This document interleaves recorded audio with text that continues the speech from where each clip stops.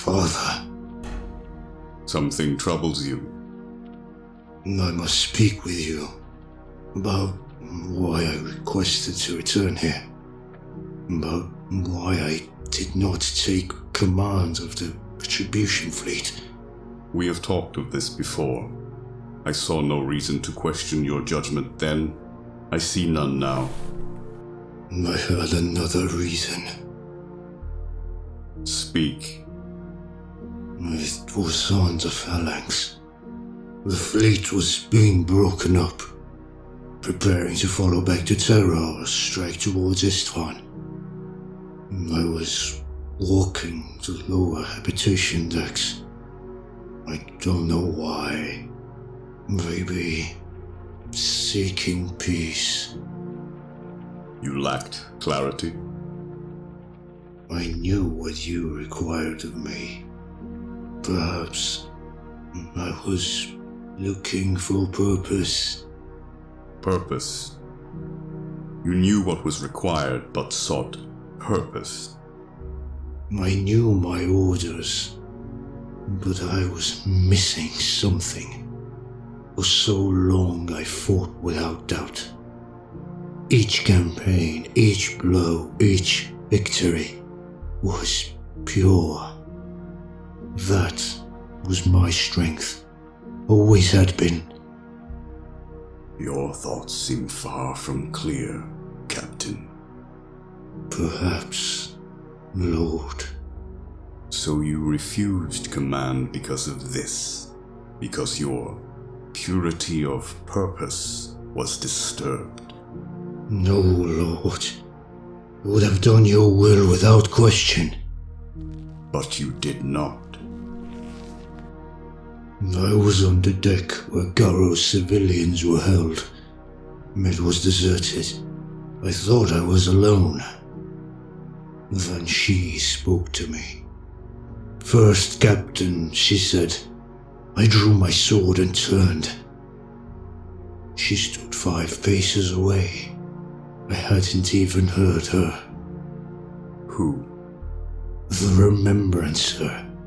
Keeler. The one who spoke to you before we... She looked at me as if waiting, like she knew I would come. You have questions, she said. What did she say? Enough that I came to you and asked to return here. And whatever could have been enough for that? It wasn't just what she told me. It was what she made me see. The war will come to Terra. A possibility you did not need a remembrancer to reveal. You yourself once said Horus might not come here. Now you call this revelation. I hoped you might disagree. That there was another possibility. But there isn't. I see that now. I had to choose. How? That is what matters. You must choose, she said. Between your orders or your father's side at the end. The end of what?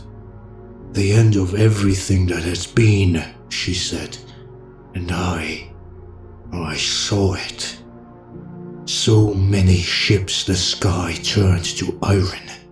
Fire raining down like storms. Titans striding over mounds of the dead. An angel, wings red and palace firelight. They'll come. Their numbers will blot out the sun. We will be few. Few or many, let them come. We won't be enough. That will be the end. She said, it will come to the last breath in the body of the Imperium. And I understood. I had to choose. And you chose to return to Terra. Yes. She showed me 2 paths. One, death, sacrifice far from home, alone. The other, to be here, with you. And you call that truth? Vision? No. You turned from duty. Your duty was out among the stars. Your revelation is arrogance. I stand with you! You believed in a charlatan, a witch. You let superstition break your purpose. You had a duty, and you turned away. Even if this war will be decided here, I saw it. I know it will happen. So certain, so little doubt. You murder the future with your arrogance. I sought only to serve. You presume destiny's hand on your shoulder. You think you see more clearly than I, or the Emperor? Those are the virtues of a traitor. I am no traitor. No? You disobeyed, you deceived. You lost faith. We were made to serve. That is our only purpose. Our choices are not our own. Your will is mine, and through me, the Emperor's. I trusted you. You wasted that trust. My life is yours, my lord. Take it. No. The Imperium will endure.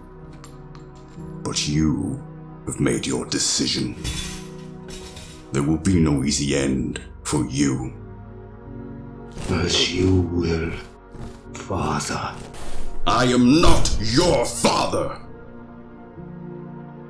You are not my son. And no matter what your future holds, you never will be.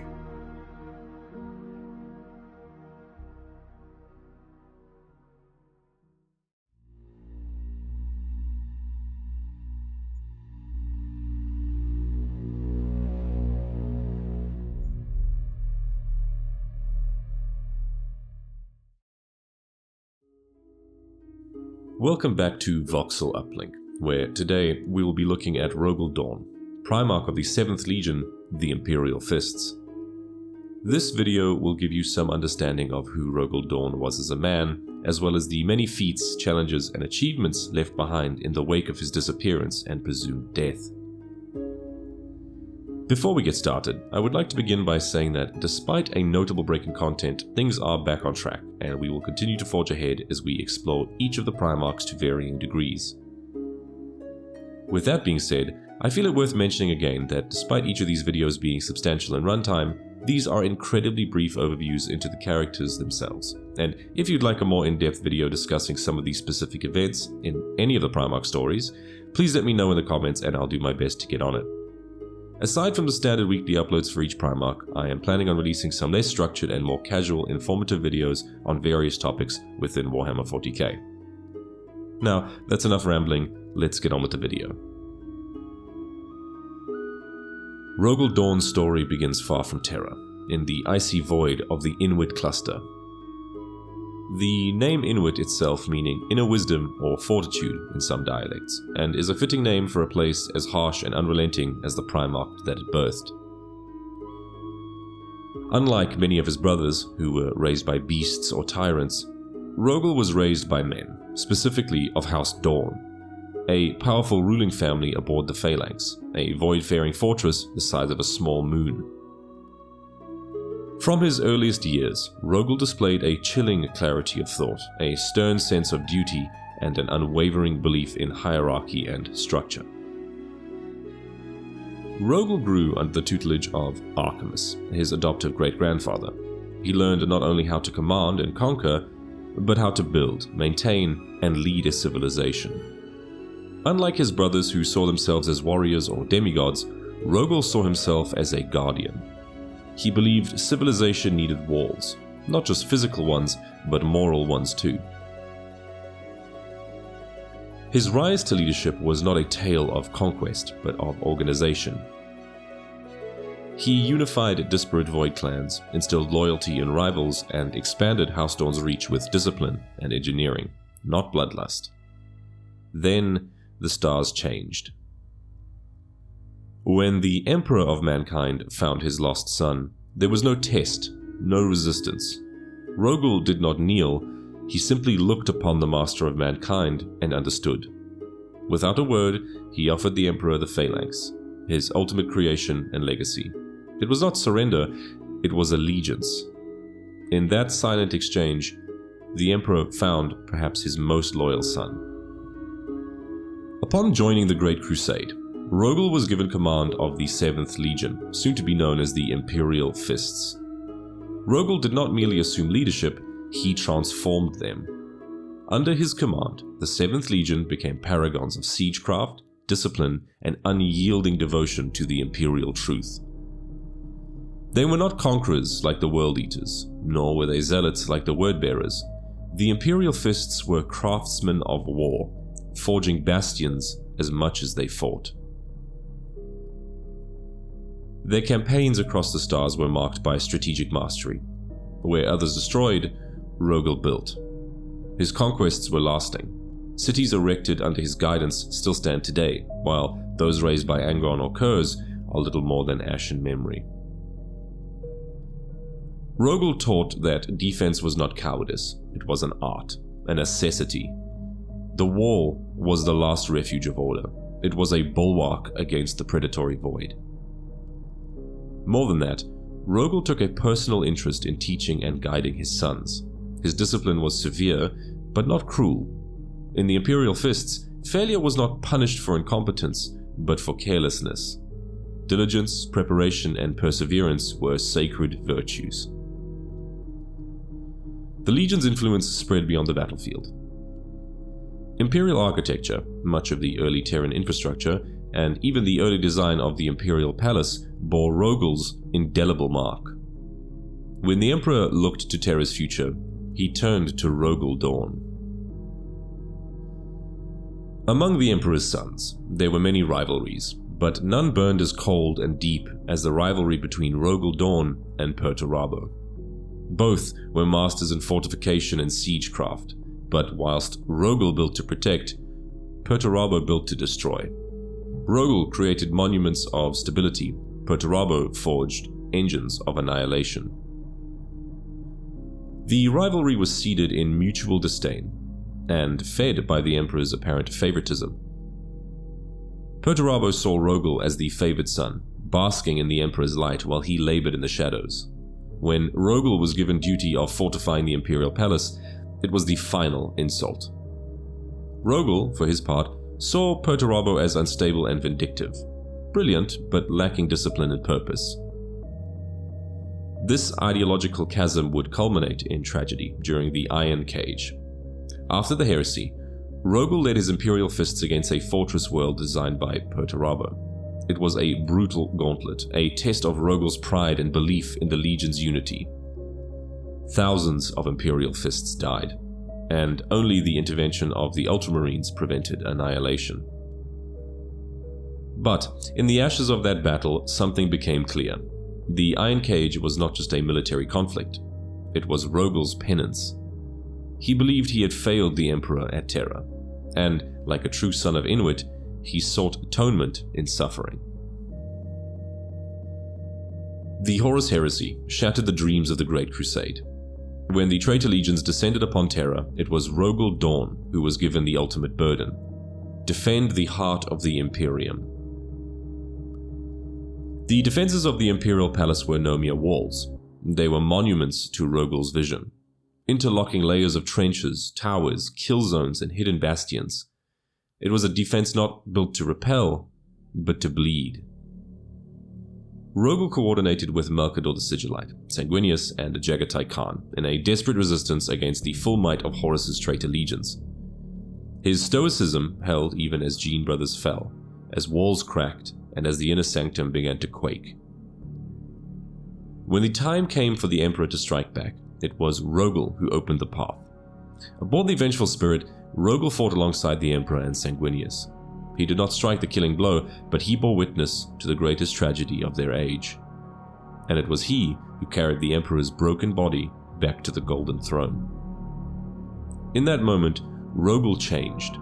Something inside him froze over, like the void of his homeworld. In the aftermath of the heresy, the Imperium had to change or die forever. Rabute Gilliman's answer was the Codex Astartes. Rogal, however, was furious. To him, the Codex was a betrayal of the Legion's sacrifice. The Imperium had survived because of their unity. Breaking them apart into chapters was not salvation, it was capitulation. The tension nearly led to a civil war. For a time, Rogal was poised to defy the Codex, even at the cost of another conflict. But eventually, whether through wisdom, fatigue, or duty, Rogal relented. Yet, his bitterness did not fade.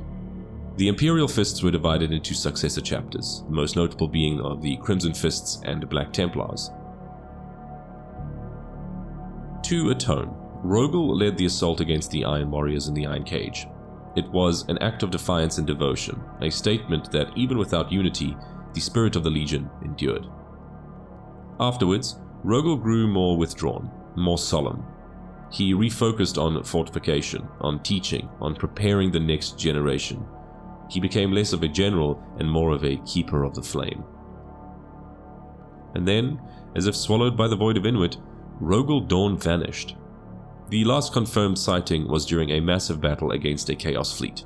Rogal led a boarding action personally, as he always had, from the front. However, no body was ever recovered. All that was found was his hand, later preserved in stasis aboard the Phalanx. The Imperial Fists enshrined it, not as proof of death, but as a symbol. For Rogal Dorn, death did not mean failure, it meant duty unto the end. But was he truly dead, or had he, like others of his kin, simply stepped into the shadows?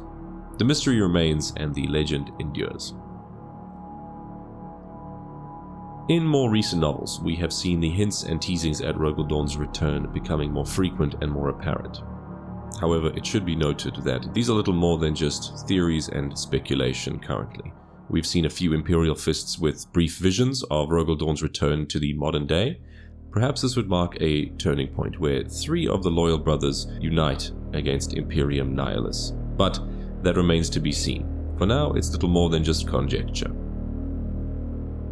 Thank you very much for taking the time to watch through this video. Please consider dropping a like and subscribing if you're enjoying it, as it will greatly help out the channel, as well as giving me some idea of what you guys want to see more of in the future.